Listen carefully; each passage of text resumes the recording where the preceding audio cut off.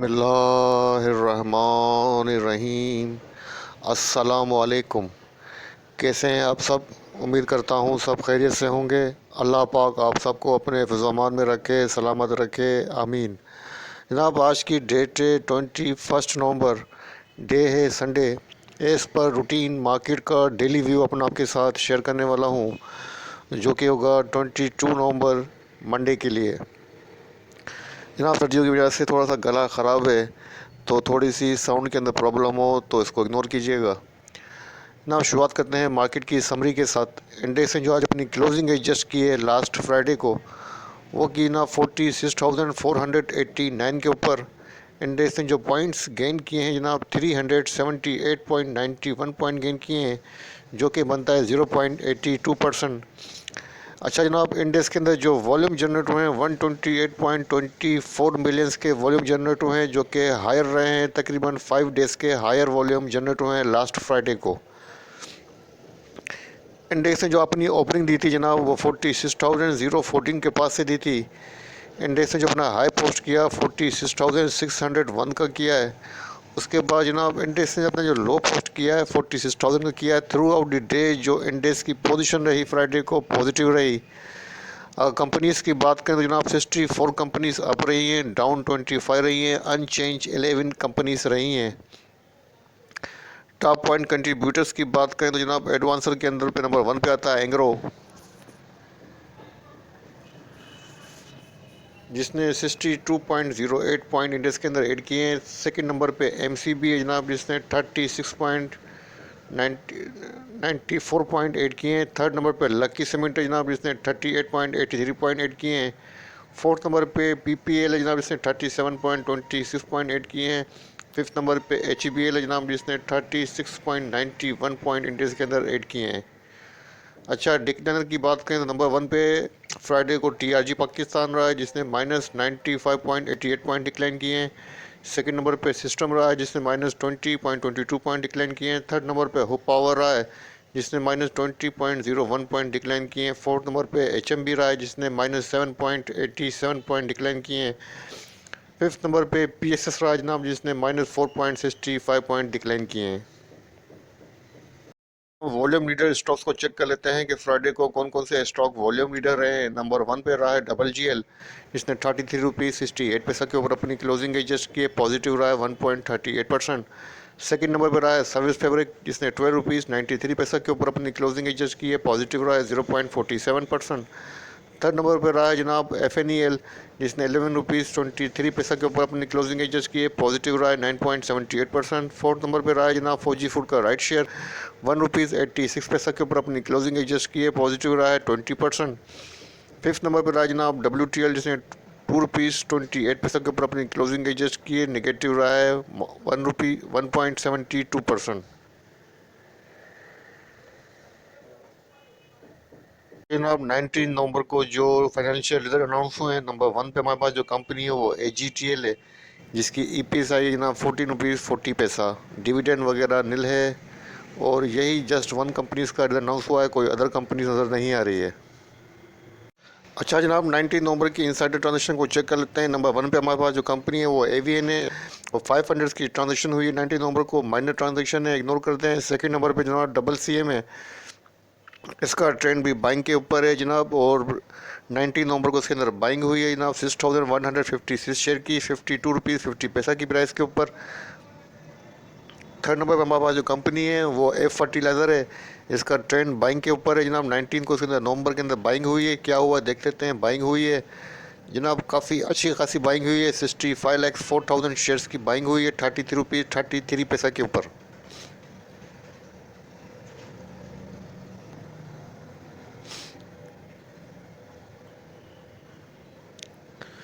उसके बाद नंबर आता है जनाब FCCL का, इसका ट्रेंड डिटेक्ट नहीं हो रहा है, और इसके अंदर क्या हुआ है जनाब, इसके अंदर रीपर्चेसिंग हुई है जनाब, अच्छी खासी शेयर्स की हुई है, 21,32,500 शेयर्स की हुई है।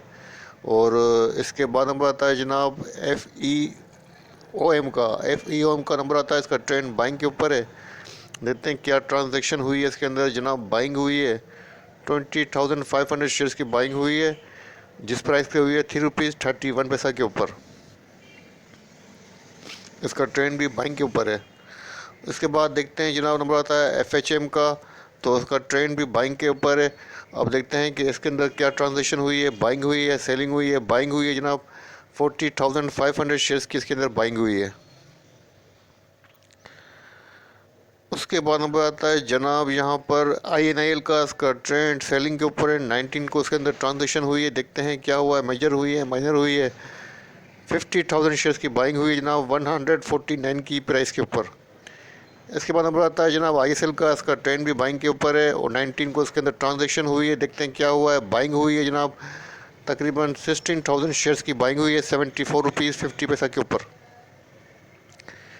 इसके बाद नंबर आता है जनाब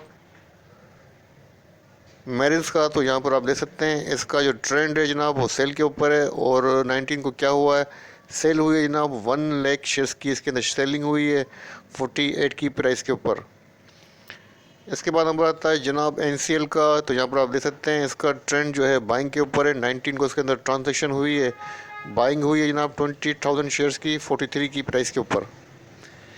इसके बाद नंबर आता है पैकेजेस का, इसका ट्रेंड बाइंग के ऊपर है। 19 को क्या ट्रांजेक्शन हुई है देख लेते हैं, बाइंग हुई है 1,000 शेयर्स की। उसके बाद नंबर आता है जनाब रेडको का, इसका ट्रेंड भी बाइंग के ऊपर है और देखते हैं 19 को क्या हुआ है, बाइंग हुई है जनाब 3,000 शेयर्स की। इसके बाद नंबर आता है जनाब RICL का, तो इसका ट्रेंड भी बाइंग के ऊपर है। क्या वो ट्रांजेक्शन हुई है देख लेते हैं, बाइंग हुई है जनाब 7,536 शेयर्स की 6 रुपी 65 की प्राइस के ऊपर। इसके बाद नंबर आता है जनाब HTML का, इसका ट्रेंड भी बाइंग के ऊपर है, देखते हैं क्या ट्रांजेक्शन हुई है, बाइंग हुई है जनाब 26,499 की प्राइस के ऊपर। इसके बाद नंबर आता है जनाब TPLP का, तो इसका ट्रेंड भी सेलिंग के ऊपर है और 19 को देखते हैं क्या ट्रांजेक्शन हुई है इसके अंदर जनाब, सेलिंग हुई है जनाब तकरीबन 1 मिलियन शेयर की सेलिंग हुई है, बड़ी खासी अच्छी खासी सेलिंग की है कारपोरेट ने 19 नवंबर को।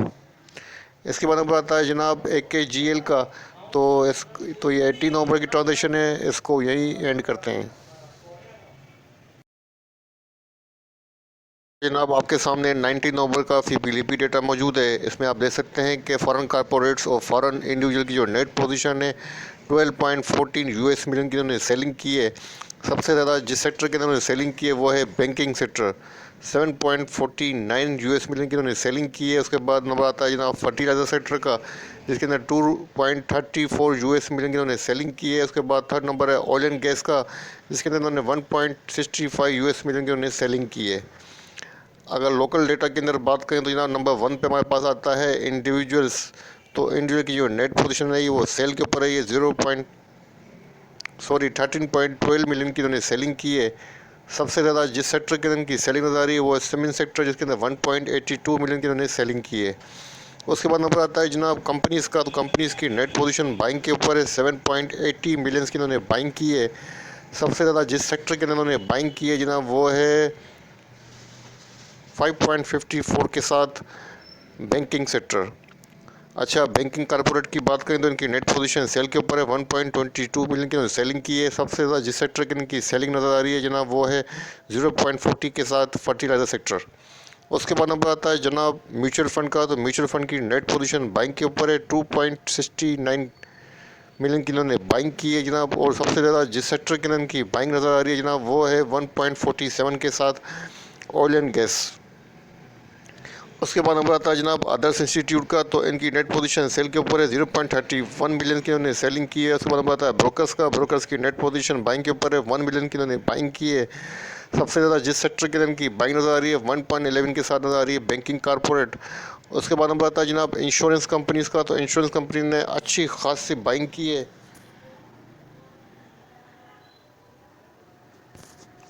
5.32 मिलियंस की इन्होंने बाइंग की है। सबसे ज़्यादा जिस सेक्टर के अंदर बाइंग है 2.33 मिलियंस की बाइंग है जनाब वो है फर्टिलाइजर सेक्टर।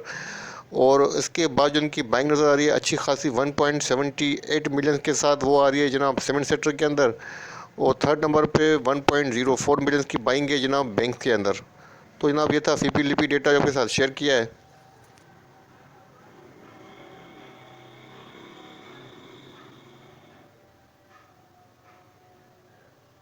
अच्छा जनाब, आपके सामने 19 नवंबर का सेटलमेंट रेशियो मौजूद है। तो यहाँ पर आप देख सकते हैं सबसे ज़्यादा जिस जो रेशियो नज़र आ रहा है मुझे, वो नज़र आ रहा है जनाब जिस कंपनी का, वो है 98% एंग्रो का। और इसके बाद जो नज़र आ रहा है जनाब, वो नज़र आ रहा है मुझे 81%। वो नज़र आ रहा है मीज़ान बैंक का, MEBL का। और उसके बाद नज़र आ रहा है UBL का 88%।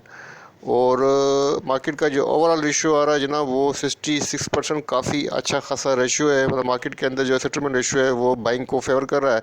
और बैंकिंग सेक्टर के अंदर अच्छी खासी होल्डिंग जमा होती हुई नज़र आ रही है अकॉर्डिंग टू सेटलमेंट रेशियो।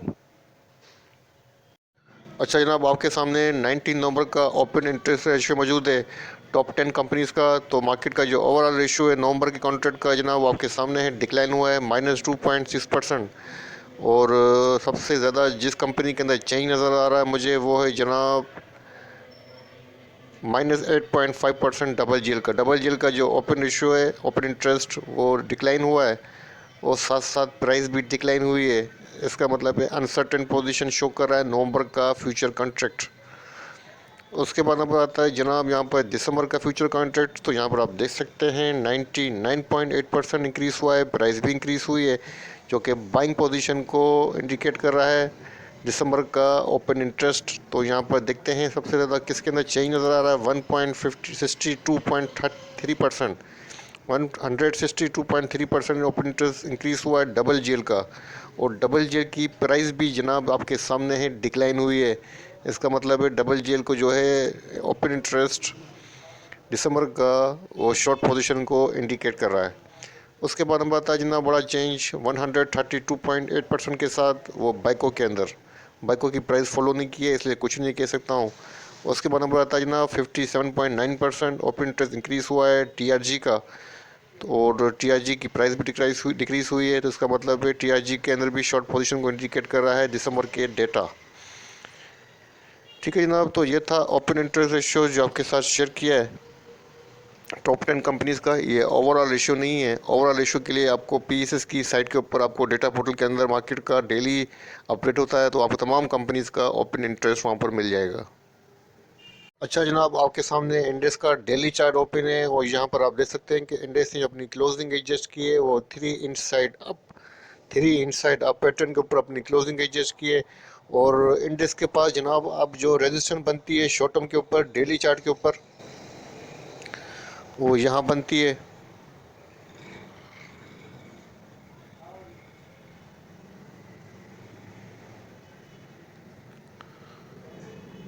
46,788, 46,788 समझ लें, या 46,800 की राउंड फिगर ले लें कि 46,800 के अराउंड इंडेक्स के पास जो है रेजिस्टेंस है।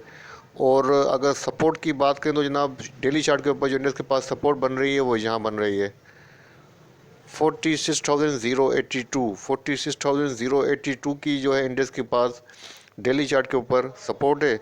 और अगर सेकंड रेजिस्टेंस की बात करूं तो जनाब जो सेकंड रेजिस्टेंस बनती है डेली चार्ट के ऊपर वो यहाँ बन रही है 47,241 की, 47,241 की डेली चार्ट के ऊपर रेजिस्टेंस बन रही है। और अगर सपोर्ट की बात करूं तो जनाब जो सेकंड सपोर्ट बन रही है वो यहाँ बन रही है 45,585, 45,600 समझ लें या 45,500 समझ लें। 45,500 से लेके 600 के अराउंड इंडेक्स के पास सेकंड सपोर्ट है। और करंट जो ट्रेंड है, जो पैटर्न बन रहा है जनाब, वो बन रहा है बुल को फेवर कर रहा है। और पोजीशन जो है स्टेबल है। अच्छा जनाब, यहाँ पर एक बात क्लियर कर दूँ, कुछ लोग फजूल के कमेंट्स कर रहे हैं, नेगेटिव कमेंट्स कर रहे हैं।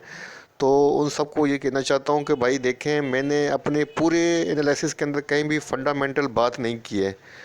तो आप जो है इंटरेस्ट को लेके कह रहे हो कि भाई फ़लाँ बंदा ये कह रहा है, मैं नाम नहीं लूँगा, कि फ़लाँ किंग ये कह रहा है कि मार्केट गिरने वाली है, और आप पॉजिटिव की बात कर रहे हो। तो आप मेरी प्रीवियस वीडियो को चेक करें, मैंने कहीं पर भी ये नहीं कहा है कि आपको बाइंग करनी है। मैंने सेल ऑन स्ट्रेंथ की स्ट्रेटजी ही बताई है वीकली एनालिसिस के ऊपर। मैंने कहीं भी ये नहीं कहा है कि आप अपनी पोजीशन होल्ड करें। मैंने यही कहा है कि जब तक मार्केट 47,400 को सस्टेन नहीं करती है, आपको सेल ऑन स्ट्रेंथ के ऊपर ही रहना है। तो आप फजूल के नेगेटिव कमेंट्स यहाँ पर नहीं करें तो बेहतर होगा, क्योंकि माहौल को ख़राब नहीं करें। मैं नहीं चाहता हूँ कि आप लोगों को जवाब दूँ, लेकिन आप फजूल की बातें कर रहे हैं तो इसलिए मुझे कमेंट्स का जवाब देना पड़ रहा है। और यहाँ पर मैं आपको बता दूँ कि मेरा काम यहाँ पर टेक्निकल एनालिसिस करना है, फंडामेंटल एनालिसिस नहीं करना है। तो जिन लोगों को इस चीज़ का ही नहीं पता है कि टेक्निकल एनालिसिस क्या होता है, फंडामेंटल एनालिसिस क्या होता है, वो फजूल के उल्टे सीधे कमेंट से बाज रहे हैं, उनको यही मैं कह रहा हूँ। ठीक है जनाब, तो ये था छोटा सा रिव्यू जो आपके साथ शेयर किया है। वीडियो पसंद आए तो लाइक कीजिएगा, दोस्तों के साथ भी शेयर कीजिएगा। अपने प्यारों का बहुत ख्याल रखिएगा। अल्लाह हाफिज़।